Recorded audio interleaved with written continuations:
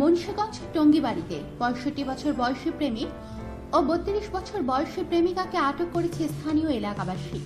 জানা গেছে, উপজেলা দশোত্তর গ্রামের ৫ সন্তানের জনক মোস্তফার একই এলাকার স্বামী পরিত্যক্তা ফারুক শেখের স্ত্রী ৪ সন্তানের মা সুমা বেগমকে শনিবার রাত ৮টার দিকে পাশের বানকাইজ গ্রামের রাস্তার উপর আপত্তিকর অবস্থায় আটক করে স্থানীয় জনগণ।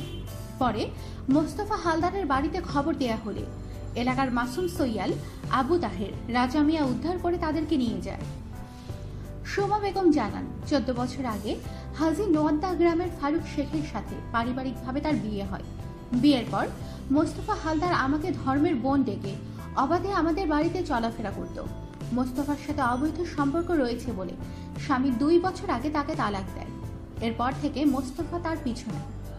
মোস্তফা হালদার জানান, আমি সুমাকে ছাড়া বাঁচব না, তাকে না পেলে আত্মহত্যা করব।